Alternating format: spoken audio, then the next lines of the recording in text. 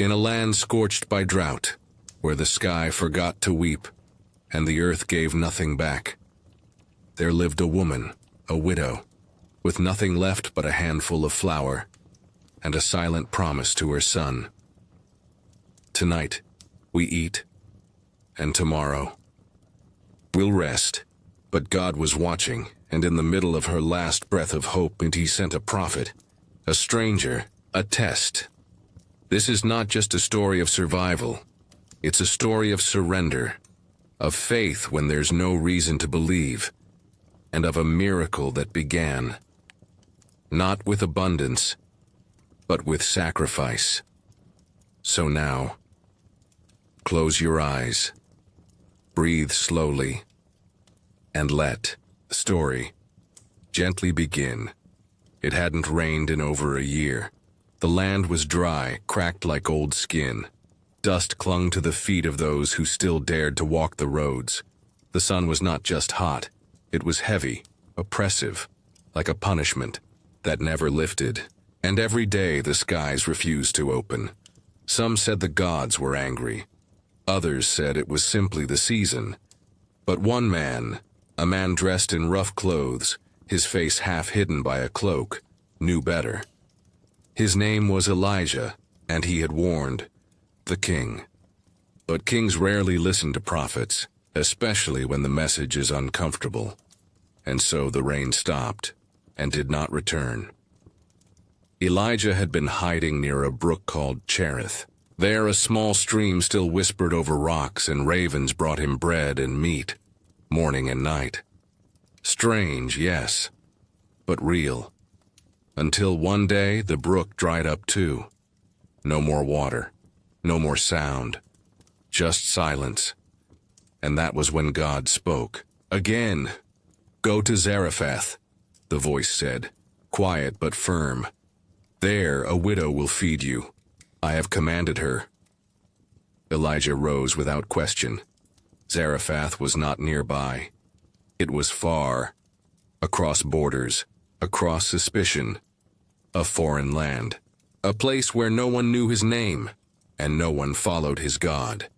But Elijah walked and walked, step after step through a land burned by the sun.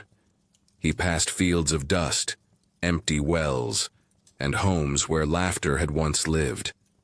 He was tired, hungry, and thirsty, but he walked. When he reached the gates of Zarephath, the city didn't look like a city. It looked like a memory of one. Quiet, still, the kind of place that didn't speak unless spoken to. But there, near the gate, was a woman, thin, bent over, gathering sticks. She was not young, but not old either. Her clothes hung loosely on her. Her hands moved slowly, as if every gesture cost more than she had. Elijah watched her, and then he called out gently, "Please, bring me a little water in a jar so I may drink." The woman looked up, startled. She hadn't noticed him before. She studied his face, dusty, tired, kind. She said nothing, but turned and began to walk toward her home. And then he added softly, almost as if to the wind, "And please bring me a piece of bread." She stopped. Her shoulders sank, and she turned around slowly.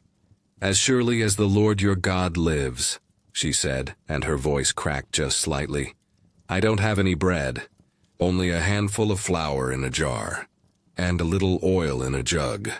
I'm gathering a few sticks to take home and make a meal for myself and my son, that we may eat it and die." She didn't say it dramatically. She didn't cry. She spoke, like someone who had already accepted the end, like someone whose hope had run dry long before the jar did. Elijah didn't flinch. He didn't look shocked or sad.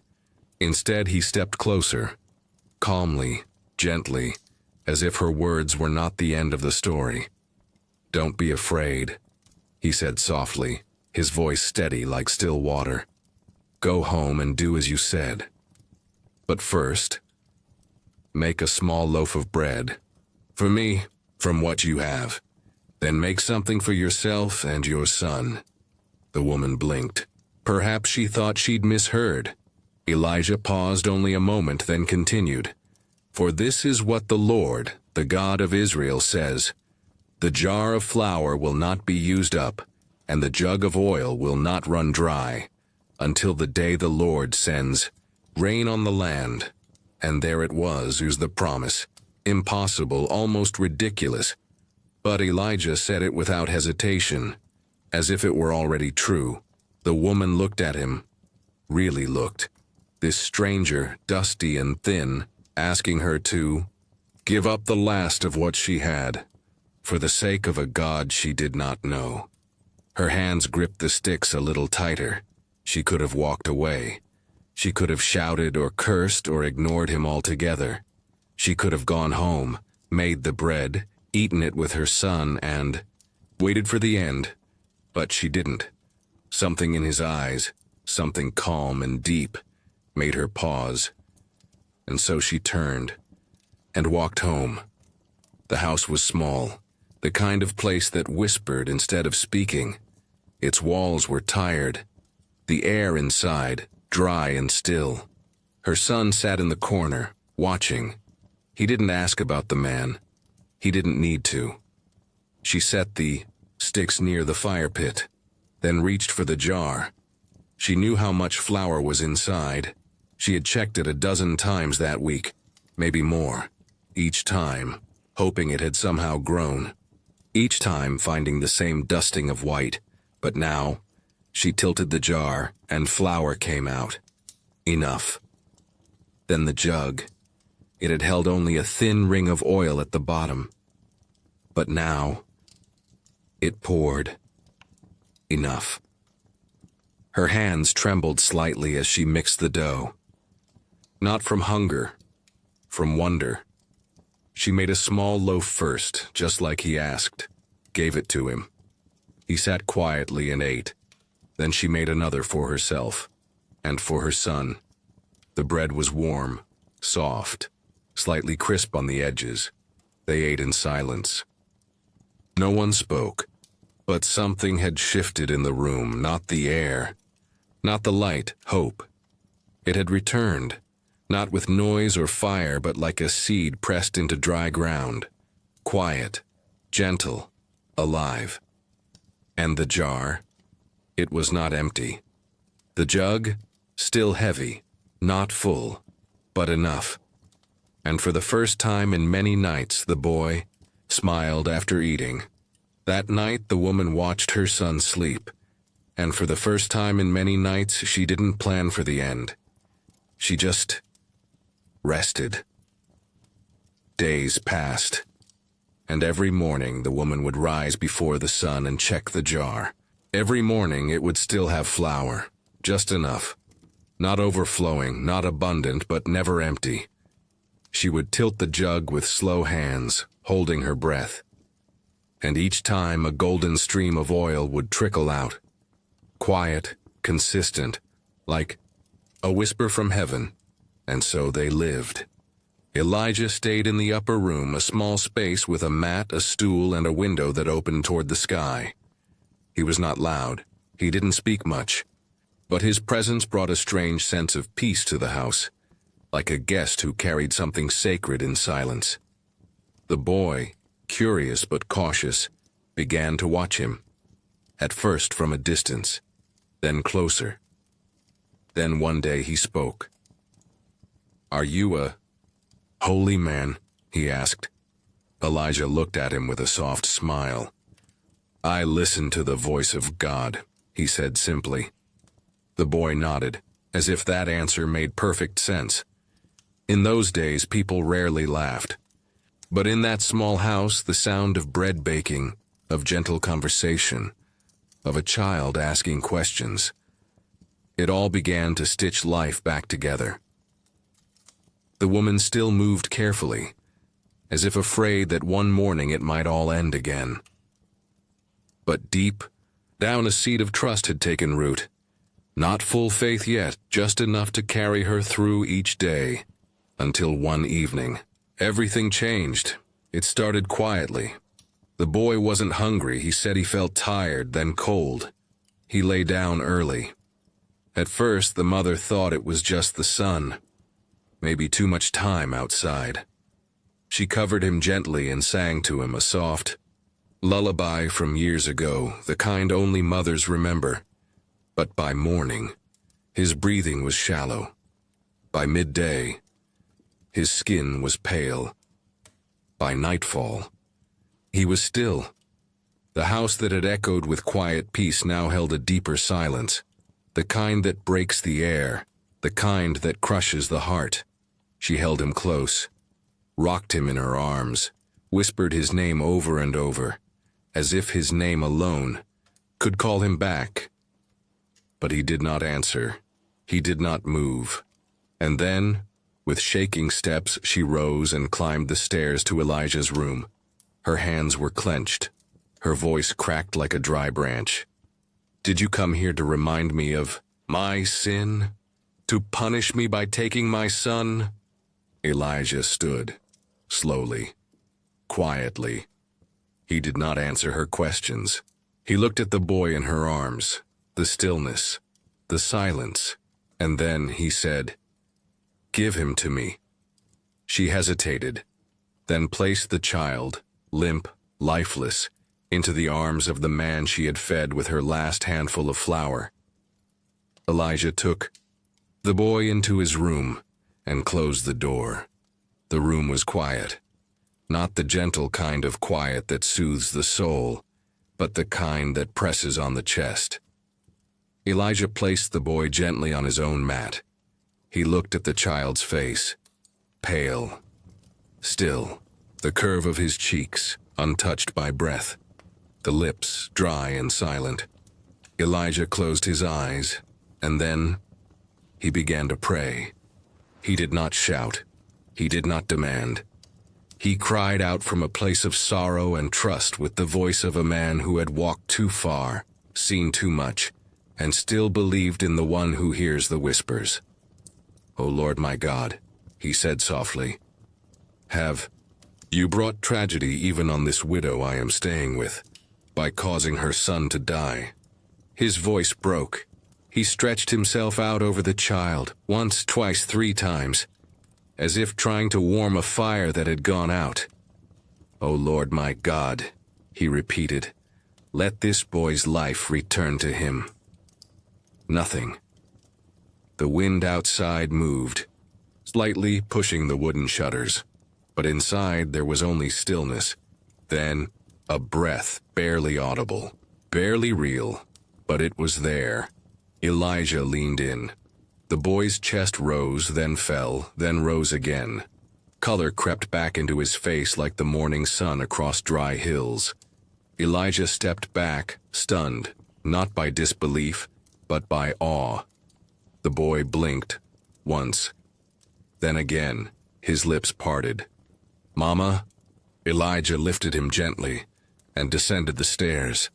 The mother stood by the fire, her hands empty, her eyes hollow from grief. When Elijah appeared, she turned and saw the boy, breathing, alive, looking for her.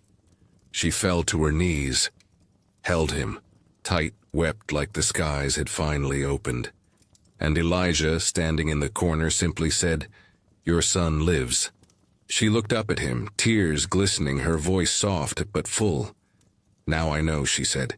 "Now I know you are a man of God, and that the word of the Lord from your mouth is true."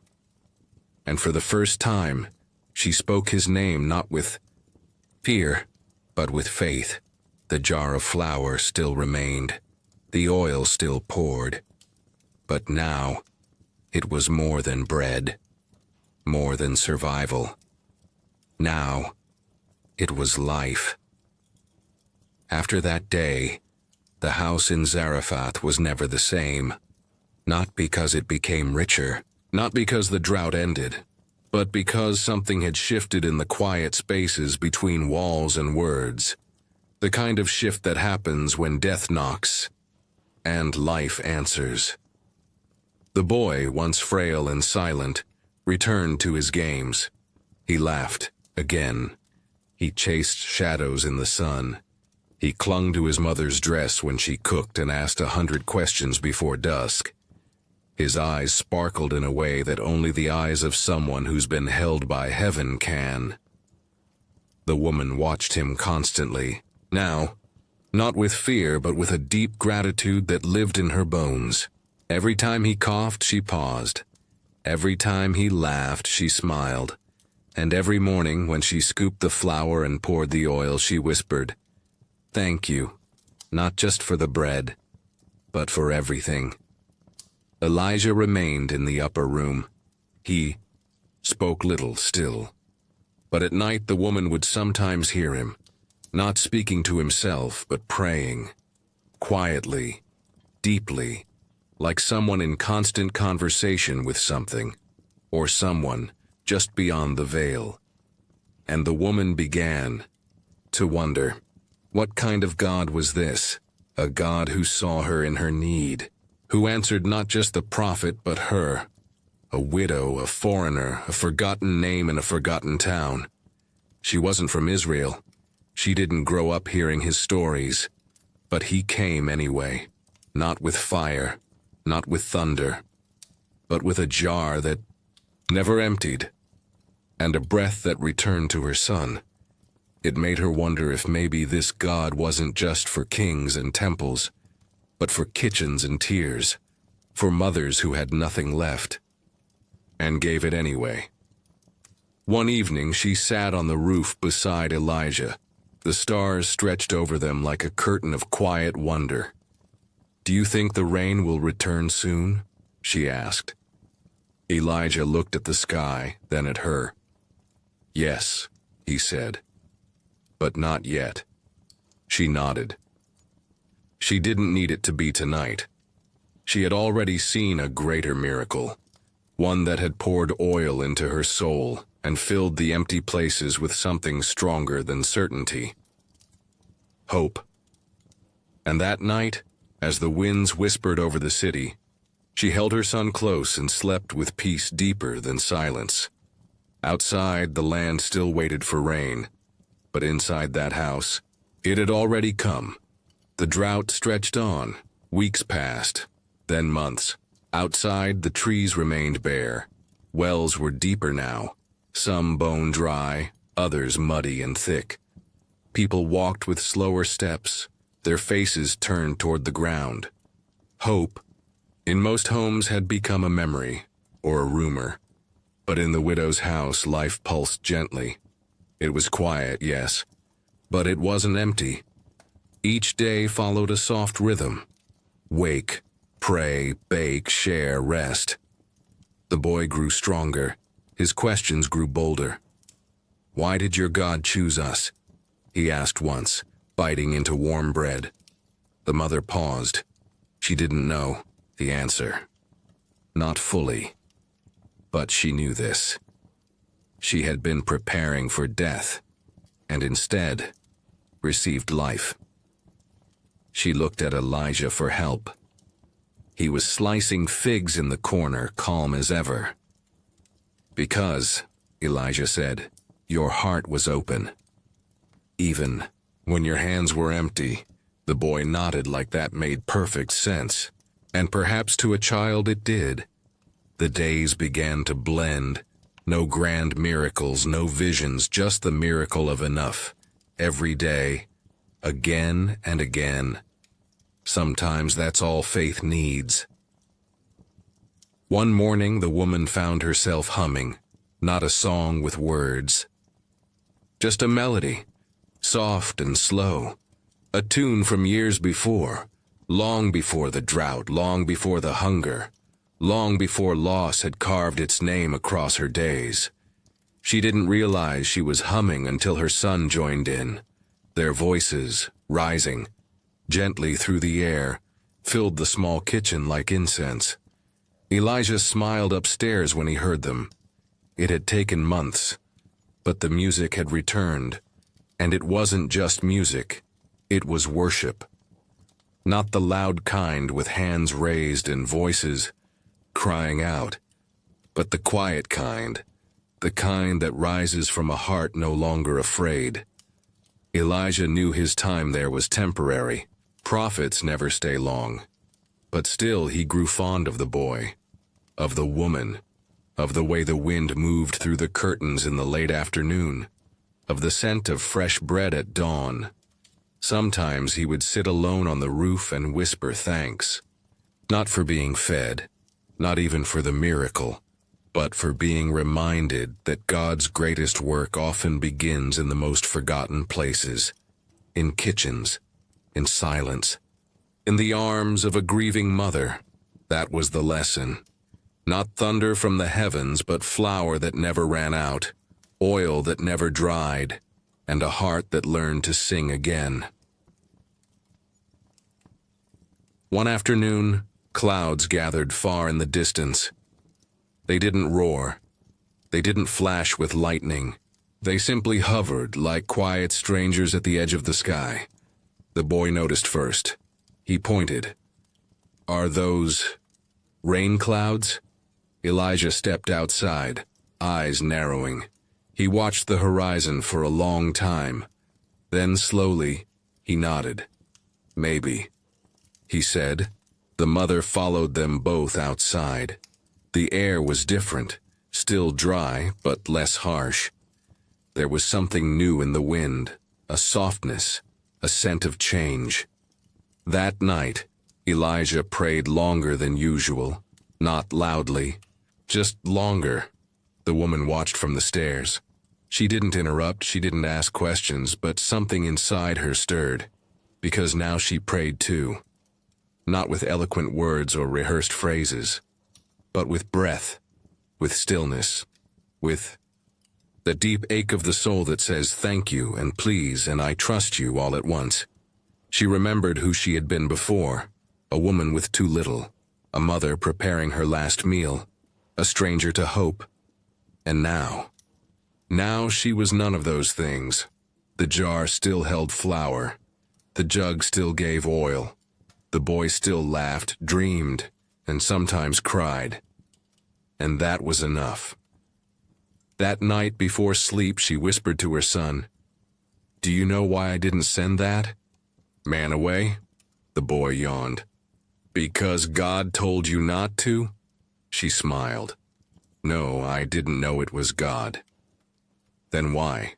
She paused, then said, "Because something in my heart said, give, even though it hurts." And I listened. The boy nodded, then asked, "Will you always listen like that?" Her smile faded into something deeper, something tender. "I'll try," she said. She kissed his forehead and let him sleep. Outside, the wind shifted again. And high above, the clouds began to gather with purpose, not yet ready to fall, but no longer waiting in silence, like a promise slowly stepping forward. Morning came with a strange stillness, not the heavy stillness of drought, but the kind that feels like a held breath. The sky was pale gray, the birds didn't sing quite as loudly. The boy woke up before the sun and didn't know why. He opened the shutters and stared at the clouds, still there, and closer. His mother joined him a moment later, her hand resting lightly on his shoulder. Together, they stood in silence, just watching. And then, a drop. Just one. It fell on the windowsill, soft as a whisper, almost shy. The boy gasped. His eyes lit up. Rain.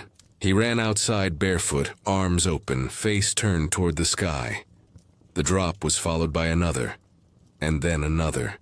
The kind of rhythm that doesn't rush, that lets the earth remember how to drink again. The mother stepped out too, slowly. She lifted her face, closed her eyes. The rain wasn't strong, not yet, but it was real. And for people who had learned to survive on almost nothing, even a drizzle felt like a river. Elijah came to the door, watching them both. He didn't speak, just stood smiling softly, like someone who had seen the end of a story no one else believed in. The mother looked at him for a long time. She remembered the first moment she saw him, standing by the city gate, tired, dusty, asking for water. And she remembered the moment she had nearly said no. How different her life would have been. How empty, how final. Instead, she had given the little she had, and somehow it had been enough. It still was. That evening, she prepared a meal with a kind of reverence. She touched the flour like it was treasure, poured the oil like it was sacred because it was. The boy sat at the table, humming again. Elijah sat quietly, his eyes distant as if listening to something far away, and the rain continued, tapping gently on the roof like fingers drumming a lullaby. That night, the boy fell asleep quickly, and the mother stayed up a little longer, just watching him, listening to the rain, breathing in the peace that had taken root, one miracle at a time. She didn't need to understand it all. She only needed to remember. When everything had dried up, hope had come to her door and she had opened it. In the days that followed, the rain came and went, gentle, unhurried. It never poured in a fury. It whispered, like a guest who didn't want to intrude, only to heal. The eye. Earth, once brittle and gray, began to soften. Small patches of green dared to appear in forgotten corners. Wells were visited more often. Neighbors began to speak again, not loudly but with curiosity, with wonder. The woman's home remained simple. The flour still appeared, one handful at a time. The oil still flowed, one pour at a time. She never tried to store it, never tried to gather more than what was needed. There was no fear of running out now, only trust that tomorrow would be provided for. Some days she would find herself sitting in silence, just watching her son eat, not because he needed her, but because the simple act of his chewing, his smiling, his life, was a quiet miracle. One afternoon she found a small flower growing near her doorstep. It was yellow, slightly crooked, fragile. She didn't pick it. She just looked at it, and for some reason tears filled her eyes. Not from sadness, but from remembering how far she'd come. Elijah still lived in the upper room. Sometimes he would help mend broken tools or carry water from the well. Sometimes he would simply sit with the boy, telling quiet stories of mountains and ravens and voices in the wind. The boy adored him, and the woman had grown to trust him. Not because he was loud or impressive or dramatic, but because he stayed. Through the silence, through the waiting, through the death and the life. One night, as the rain tapped on the roof once more, the boy asked her, "Do you think the flower will ever stop?" She paused before answering. "I don't know," she said, "but I'm not afraid if it does." He frowned a little. "Why not?" She brushed the hair from his forehead. "Because I've learned something more precious than bread," she whispered. "What?" "That when you give all you have, even when it's not enough, God gives what you need, even when it seems impossible." The boy was quiet. Then he smiled. "That's what happened with me, right?" She nodded, her throat tight. "Yes," she said, "exactly that." And she held him close again, as if to say thank you, without saying a word. That winter came quietly, not with storms, not with cold that bites, but with shorter days and longer shadows. The rain slowed, but never stopped completely. The land, once brittle, had grown tender again, and so had the woman's heart. She no longer counted the days like a prisoner. She no longer feared waking up. Her hands still worked hard, yes, but now they worked with rhythm, not desperation. There was peace in her home, a fragile, sacred kind. One morning Elijah stood at the door with his cloak on and his eyes set far away. The boy noticed first. "Are you leaving?" Elijah looked down, smiled. Soon. The woman said nothing at first, she only nodded. They had all known this day would come, the day the prophet would move on, called elsewhere by the same voice that brought him to them. But even so, it hurt. That evening she prepared a special meal. She used just a little extra flour, a little more oil, a little more care. Not because she was afraid of running out, but because this time, it was an offering. Not to repay Elijah, and not even to repay God, but to honor the journey, the pain, the faith, the life. They ate together, not quickly, not distracted. Every bite was part of something sacred. After dinner, the boy asked Elijah to stay just one more night. He did, and that night, as the wind brushed softly against the walls, Elijah stood alone on the roof. He looked up at the stars, the same ones that had watched him flee, hide, and hope, and he whispered, "Thank you." Down below, the woman lay awake beside her son, not because she was afraid, but because she didn't want to miss a single breath. She remembered when his breathing had stopped. She remembered what it meant to lose and what it meant to receive. Without deserving, she closed her eyes with a quiet tear on her cheek, not from grief, but from gratitude. Somewhere outside, a small flower swayed in the wind, not bright, not perfect, but alive, like her. The next morning the sun rose gently, as if it too knew that this day was different. The woman prepared bread without rush. She didn't check the jar, she didn't weigh the oil. She knew it would be there. She had stopped measuring miracles. Elijah descended the stairs, his steps, quiet, his cloak folded over one arm. The boy waited at the table, chewing slowly, eyes watching every move. The woman stood by the fire. For a long moment no one spoke. Then Elijah turned to her. "You gave when you had nothing," he said, "and because of that you were never without. You were..." Smiled gently. "It wasn't me. I was ready to give up." He stepped closer. "But you didn't." She looked at her son. "I had a reason not to," she said. Elijah nodded. He placed a hand lightly on the boy's shoulder. "You are brave," he told him. The boy beamed. "Will I see you again?" Elijah didn't answer immediately. Instead, he said, "The God who brought me here will stay, even when I go." It wasn't the answer the boy wanted, but it was the one he needed. They walked together to the edge of the town, Elijah, the woman, and the child. No one spoke. Just the sound of sandals brushing dry earth and the wind carrying morning across the rooftops. At the gate where it all began, they stopped. Elijah turned. "You opened your door," he said. "I didn't know who you were," she replied softly. "That's why it mattered," he said. "You didn't need to know." He reached into his cloak and handed her a small cloth-wrapped bundle. For the days ahead. She opened it. Inside was a single seed. Smooth. Simple. Nothing more.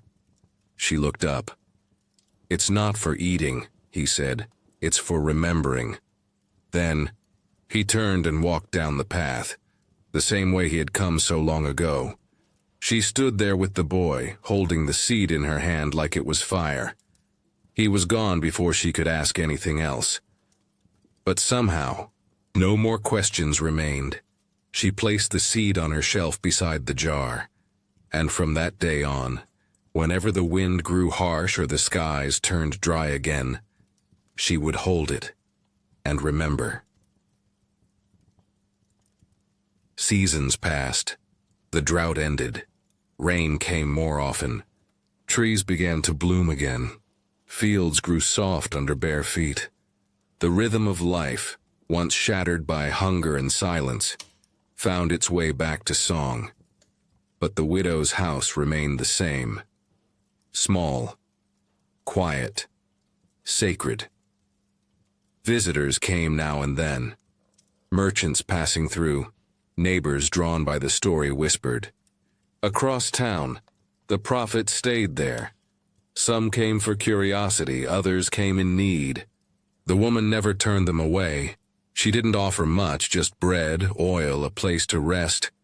But somehow, it was always enough. She never bragged, never told the full story, only offered warmth and quiet.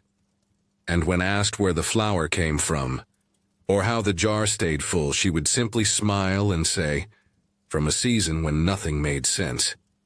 And everything was provided. The boy grew taller. He asked deeper questions about the God of Elijah, about the breath that had returned to him, about what it meant to believe in something, even when you couldn't see it. And she answered the best she could, not as a scholar, not as a prophet, but as a mother who had seen death and then seen it undone. One day he asked her, "Why do you still keep the seed?" She took it from the shelf and held it in her palm. "To remind me," she said, "of what? That even when we feel we have nothing, we are still being seen." He didn't speak after that. He just sat beside her, resting his head on her arm.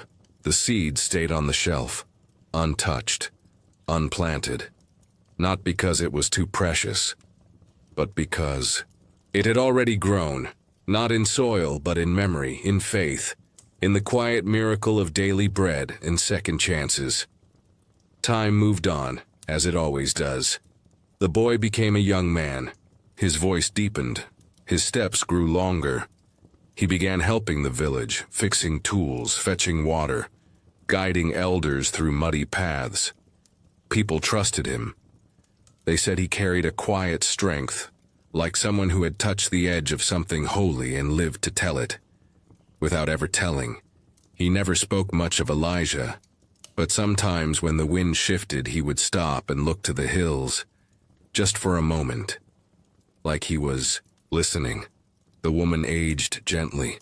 Her hands became slower, her back more bent, but her eyes stayed sharp, clear, like she could still see through dust and drought into the heart of things. Every morning she still baked bread. Even after the flour returned to normal, after the jar no longer held the endless miracle, she never stopped, because it was never about the quantity. It was about the promise. There were days she found herself smiling at the flour, placing her hand on the jar, as if it were an old friend. And sometimes she would whisper, "You gave more than you had to," just like she had, once. And somehow, that exchange had changed everything. Not just the hunger, not just the death, but her soul. Her home, her place in the story. She was no longer just a widow from a forgotten town. She had become a vessel, not for oil or flour, but for something invisible and eternal. Faith that had been tested and found real. Compassion that had survived despair. Hope that had once died and come back breathing. One evening, as the sun dipped low and painted the walls with gold, she sat with her son, now grown, and then asked, "Do you ever wonder why he came to us?" He nodded. "All the time." She looked down at her hands, then up at the sky. "I think God wanted us to know that he sees the unseen." Her son didn't answer. He just reached for her hand and held it.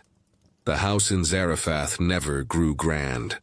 Its walls remained the same, weathered but strong. The roof creaked in wind.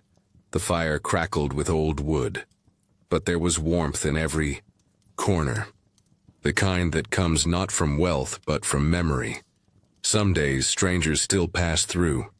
Travelers spoke of kings and wars, of prophets and miracles, of fire from heaven and seas that parted.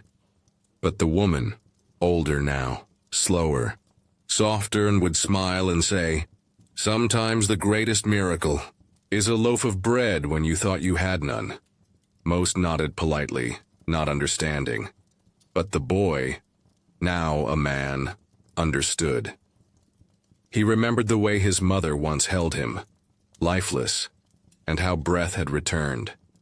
He remembered the day she gave her last hope to a dusty stranger, and found in return not just provision but purpose. He remembered silence, then song, death, then life, fear, then faith, and he lived differently because of it, not loudly, not publicly, just faithfully. He gave what he could, listened more than he, spoke shared even when it wasn't convenient, because that's what she had taught him, not with words but with days, and even when her hands trembled and her eyes dimmed. She never stopped giving, not because she had much, but because she had learned. That giving is not about what's in your jar, it's about what's in your heart. One evening, the sun found her sitting by the door, eyes closed, a small smile. On her face, the seed was in her lap. He sat beside her. "Do you still think of him?" he asked. She nodded slowly. "Every day." He looked out over the hills. "Do you miss the miracle?" he asked. She opened her eyes and looked at him. "No," she whispered, "because I see it every day. Right here." She touched his hand. "You are the miracle." That night, the house was quiet. Not the quiet of grief, but of peace. The kind of quiet that settles deep, like dust on old stone, like the hush before dawn. The woman rested in her chair, her head tilted gently, the seed still in her lap. Her son covered her with a shawl and sat near the fire, watching its last embers fade into glow. Outside, the stars stretched wide, scattered like breadcrumbs across the night, small reminders of something vast and kind and present. He thought of Elijah, of the day he arrived, thirsty and tired, of the way his mother almost said no, and of the yes that changed everything. In that one small yes was survival. In that yes was resurrection. In that yes was the beginning of a story still being told. He looked down at the jar of flour, empty now, just a regular jar. But he smiled, because it had already done what it came to do. It had fed. It had taught. It had reminded them that God doesn't always roar from mountaintops. Sometimes he arrives at the edge of a broken gate, in the request for water, in the last handful of flour, in a quiet prophet carrying hope inside silence. And sometimes, most times, he stays long after the miracle has passed, in a boy's laughter, in a mother's hands, in the ordinary, in the memory, and in the faith that keeps baking bread, even when the jar looks empty. That night, the son placed the seed gently in a bowl by the window. Let the stars look after it. Let the night keep watch. And then he sat beside his mother, holding her hand, listening to her breath as it rose and fell, slow, steady, alive. Outside, the wind moved through the hills. Inside, there was only stillness and peace and the quiet, holy sound of love that never runs dry. If this story touched your heart, if you've ever felt like you were at the end, but still found the strength to trust, then this place was made for you. Here, we tell sacred stories, not just to remember the past, but to bring peace to your present. So if you'd like to hear more, stories that calm your mind, strengthen your faith, and help you feel a little less alone, please subscribe to this channel. Leave us a comment below. We'd love to know what this story meant to you, and may your heart always find hope, even in the smallest jar of flour. Good night, and God bless you.